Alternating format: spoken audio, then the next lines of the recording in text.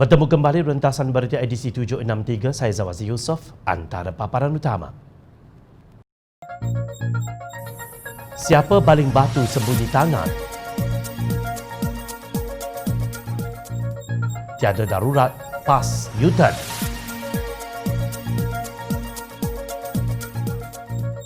Berbalisma itu percuma.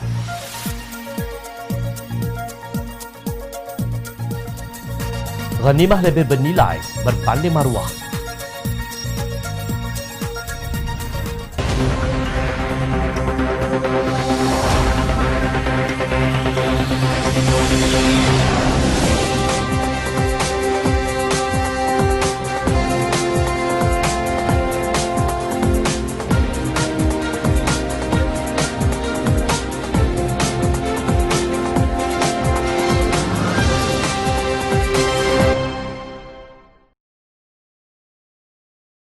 Assalamualaikum dan salam sejahtera. Presiden PAS Datuk Seri Hadi Awang sekali lagi menyalahkan pihak lain kecuali kerajaan Tebuk Atap yang disertainya. Rakyat yang menderita menghadapi pandemik COVID-19 dicelarukan dengan pergolakan politik yang tidak patut diutamakan, apatah lagi diperbanyakkan sehingga terpaksa muntah, ujarnya dalam satu kenyataan.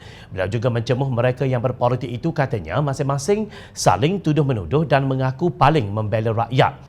Hadi seterusnya mengecam pihak media yang didakwanya sebagai media upahan yang berniaga untuk mendapat habuan lumayan daripada pelbagai pihak yang mempunyai kepentingan demi mengisi perut sehingga menggunakan konsep matlamat menghalalkan cara.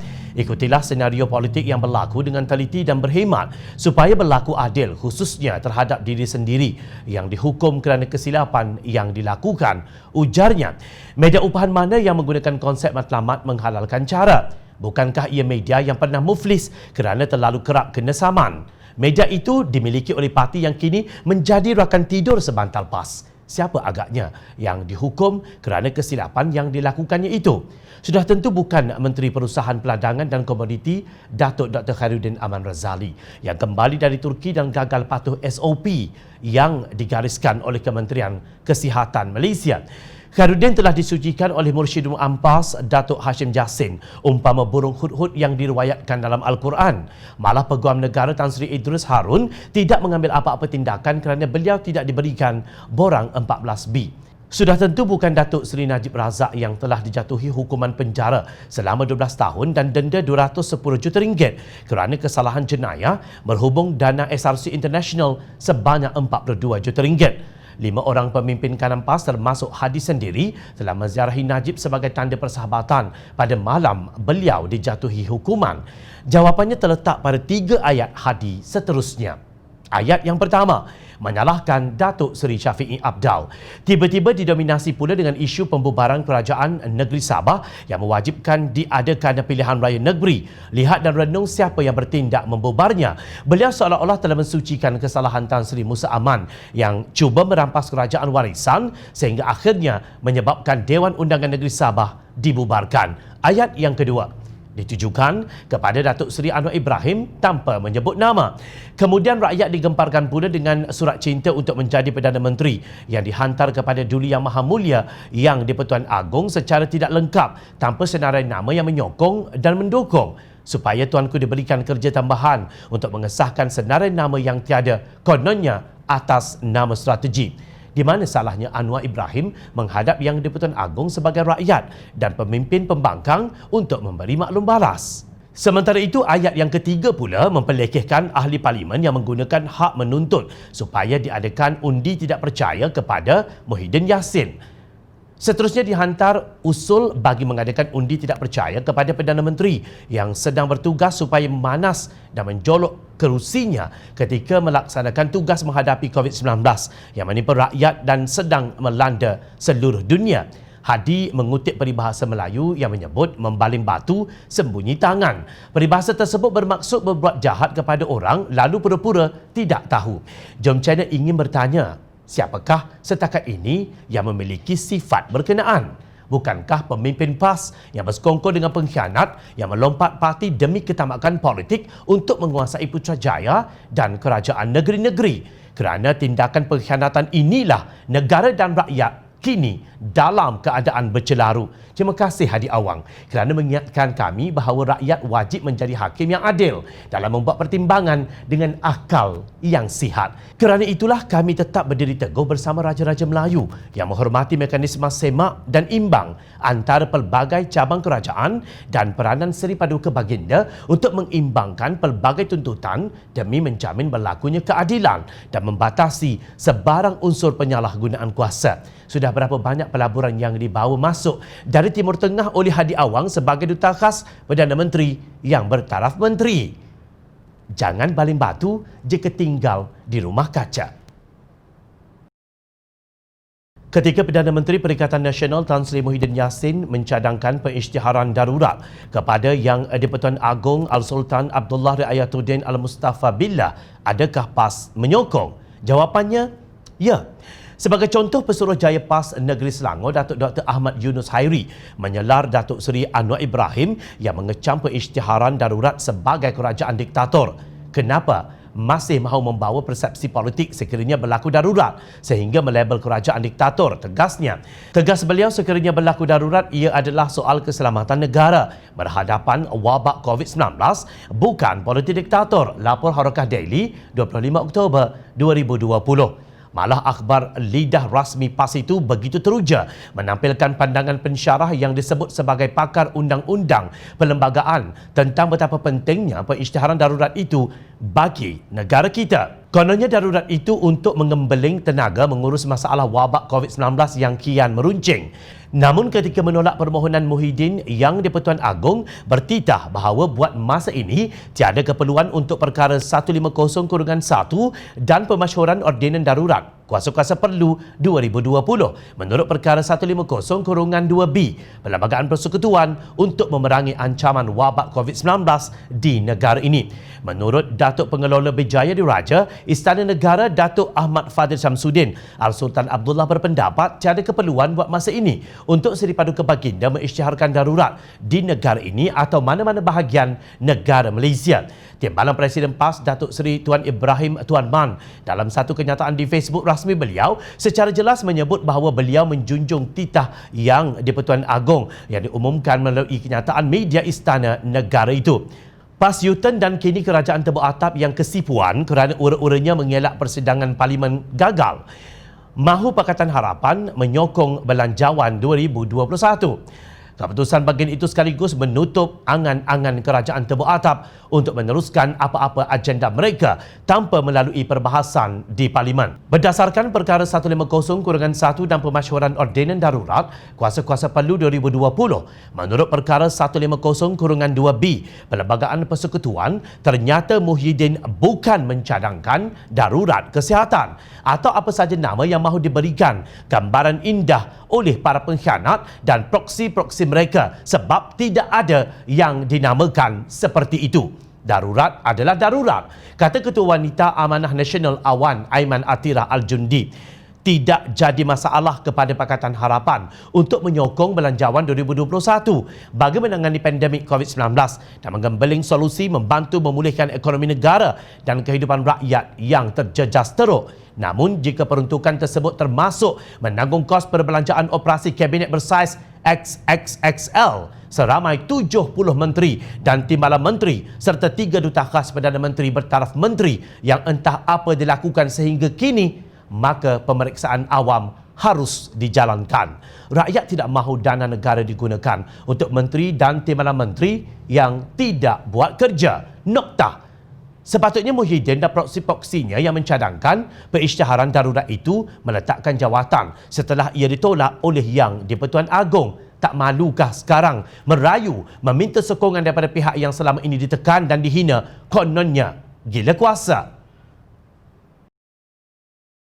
Bebalisma merupakan istilah seperti yang disebut oleh pencipta asalnya Syed Hussein Alatas, satu sikap yang menjadi parasit dalam fikiran dan mungkin membawa kepada jalan yang sesat. Pemimpin yang gagal mencermin diri sendiri mungkin mengalami gangguan parasit bebalisma di dalam fikirannya. Parasit ini semakin membiak dengan pantas apabila diberi makan dengan ghanimah politik sehingga pemimpin itu menyangka hanya dirinya sahaja yang betul, semua orang lain salah. Sungguh malang apabila pemimpin yang sudah dijatuhi hukuman kerana kesalahan melakukan jenayah berskala mega masih lagi diangkat ke sana ke sini semata-mata kerana bangsanya dan agamanya. Lebih malang apabila pemimpin sedemikian mendapat sokongan golongan yang memakai nama ustaz di hadapan nama mereka dengan angkuh. Situasi ini sama dengan seorang pemimpin Perikatan Nasional yang bernama Datuk Zahidi Zainul Abidin yang memegang jawatan sebagai Timbalan Menteri Komunikasi dan Multimedia, tetapi diri sendiri gagal menampilkan diri dengan jawatan yang penting itu. Semalam Zahidi mendakwa keputusan rakyat pada pilihan raya umum ke-14 lalu menyebabkan kerajaan tidak mempunyai jumlah majoriti kerusi parlimen. Bila menyebut bahawa keadaan politik 50-50 menyebabkan pelabur tidak datang melabur sehingga ekonomi negara tidak baik.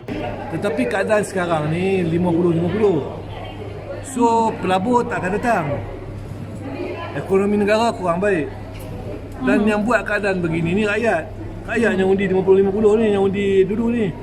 Dan rakyat undi dahulu kerana rakyat kena tipu. Wakil rakyat UMNO itu menyalahkan rakyat yang memilih Pakatan Harapan, bukan salah ahli politik. Ahli Parlimen Ledang, Syed Ibrahim Syed Noh menyelar kenyataan Zahidi sebagai tidak bertanggungjawab dan memalukan apabila cuba menyalahkan rakyat sebagai punca kepada ketidakstabilan Kerajaan Perikatan Nasional ketika ini. Saya menyarankan agar Datuk Zahidi mengambil peluang untuk mencermin diri. Adakah beliau sendiri sudah memperbetulkan keadaan?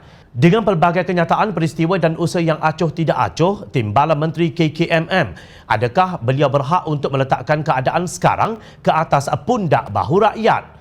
Saya yakin rakyat tidak lupa gelagat Datuk Zahidi dalam berhadapan dengan isu Viviana Musibin, kata pengurusi PKR Johor itu dalam satu kenyataan kepada Malaysia Deadline. Syed Ibrahim membangkitkan isu capaian internet yang lemah di kawasan-kawasan luar bandar sehingga membawa kepada permasalahan lain. Cukuplah menyalahkan rakyat yang berhormat Timbalan Menteri. Rakyat melaksanakan amanah membuang undi untuk mengangkat demokrasi adalah tidak salah. Kerajaan yang hanya bermain politik tidak serius mengambil berat isu terkait rakyat dan meletakkan kesalahan pada pihak lain. Inilah yang bersalah dan tidak bertanggungjawab, katanya. Antara tanda lain yang nampak pada pemimpin yang menanggung parasit berbalisma ini ialah ketidakupayaan untuk berfikir secara kreatif sama ada untuk menyelesaikan masalah rakyat ataupun mencipta projek baru untuk manfaat bersama. Kerana itu juga timbul idea pengisytiharan darurat. Apabila Yang di-Pertuan Agong bertindak dengan bijaksana menolak cadangan tersebut, maka pemimpin yang menanggung penyakit berbalisma hilang punca. Sungguh berbalisma itu percuma, tetapi kesannya perlu dibayar oleh rakyat dengan harga yang tinggi. Mesyuarat Majlis Kerja Tertinggi UMNO malam kemarin membuat keputusan terus menyokong Kerajaan Perikatan Nasional pimpinan Presiden Bersatu Tan Sri Muhyiddin Yassin. Mereka turut menggesa prinsip kerjasama itu hendaklah berpaksikan nilai penghormatan dan konsensus politik ditambah baik. Mesyuarat yang berlangsung lebih 4 jam itu menyarankan inisiatif rekonsiliasi nasional atau agenda perdamaian nasional agar segera dilaksanakan dengan menggembeling penyertaan semua parti politik yang bernaung bawah Kerajaan Perikatan Nasional dan juga parti pembangkang. Presiden UMNO Datuk Seri Ahmad Zahid Hamidi juga menegaskan parti itu kekal dengan keputusan sebelum ini untuk tidak mengadakan kerjasama dengan Keadilan dan DAP.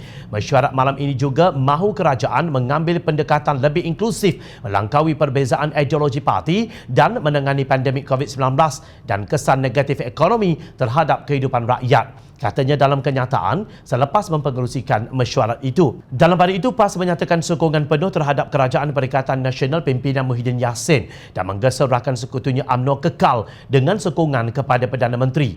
PAS menegaskan sokongan semua 18 ahli Parlimen PAS bersama Kerajaan PN yang prihatin serta bertindak memastikan keselamatan ekonomi serta ketenteraman negara dan kehidupan rakyat terjamin. Pada masa sama, PAS menyeru semua ahli Parlimen Barisan Nasional terus istiqamah mempertahankan kepimpinan Perdana Menteri dan Kerajaan Perikatan Nasional yang dibina bersama, kata Setiausaha Agong PAS Datuk Taqiyuddin Hassan dalam kenyataannya semalam. Inilah kenyataan tahap katun Presiden UMNO. Apa makna inisiatif rekonsiliasi yang merentas ideologi parti jika meminggirkan keadilan pimpinan Datuk Seri Anwar Ibrahim dan DAP yang diketuai Lim Guan Eng Ahli Parlimen DAP seramai 42 orang, sementara Ahli Parlimen Keadilan 38 orang. Mereka mewakili sebilangan besar rakyat Malaysia yang membayar cukai yang akan digunakan untuk membiayai belanjawan 2021. Mereka juga terkesan dengan pandemik COVID-19, sama ada dari segi kesihatan, kehidupan sosial dan juga ekonomi. Adakah kalian ingat kerajaan tebuk atap ini boleh berfungsi dengan baik jika sebahagian besar rakyat Malaysia tidak bekerja atau menjana pendapatan? Sementara itu, Ahli Dewan Negara Liu Chin Tong berkata Muhyiddin Yassin perlu bertindak cepat sekiranya beliau mahu terus menerajui negara sebagai Perdana Menteri dengan bekerjasama dengan semua pihak termasuk pembangkang dalam menghadapi pandemik COVID-19. Menurut beliau, tindakan itu termasuk menggesa Datuk Seri Muhammad Azmin Ali dan Datuk Seri Hamzah Zainuddin meletak jawatan kerana telah mengundang pelbagai huru-hara politik di negara ini. Jelasnya, dua pemimpin itu sebenarnya bertanggungjawab dengan apa yang berlaku kepada kerajaan Muhyiddin pada masa ini. Malah tindak tanduk serta nasihat mereka telah mengganggu proses demokrasi berparlimen. Saya sudah cakap sejak sesi parlimen pada 18 Mei lalu. Muhyiddin sepatutnya berhenti berharap dan percaya bulat-bulat kepada Hamzah dan Azmin. Hamzah sendiri seperti tidak faham realiti politik hari ini yang tidak lagi seperti dulu yang hanya berasaskan satu parti politik sahaja, ujarnya dalam satu kenyataan. Chin Tong mendakwa Hamzah masih lagi cuba berusaha mengembalikan pemerintahan satu parti dengan anggapan Muhyiddin memiliki majoriti 2/3 di parlimen. Antara Mac hingga Mei pula, Hamzah cuba membeli ahli parlimen dari pembangkang. Tidak ramai pun yang menerima pelawaan menyeberang dengan majoriti tipis itu. Jangkaan kononnya ramai akan lompat sebenarnya sangat kurang bijak. Malah selama lebih setengah tahun, pencapaiannya hanya sekadar ahli parlimen Lubuk Antu sahaja yang melompat ke sana. Jelas pengerusi DAP Johor itu. Ghanimah itu lebih tinggi nilainya berbanding dengan maruah. Tidak akan ada mana-mana ahli gerombolan tebuk atap dengan rela meletakkan jawatan demi menjaga maruah. Teruskan bersama kami di Jom Channel dan layari portal jomchannel.net untuk mendapatkan berita politik tanah air. Saya Zawazi Yusof. Terima kasih untuk perhatian dan penilaian anda. Assalamualaikum. Salam sejahtera.